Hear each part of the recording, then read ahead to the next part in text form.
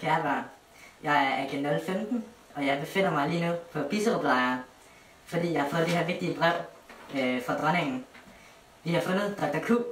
Han har en hemmelig plan, men vi kan ikke finde ud af, hvad det er.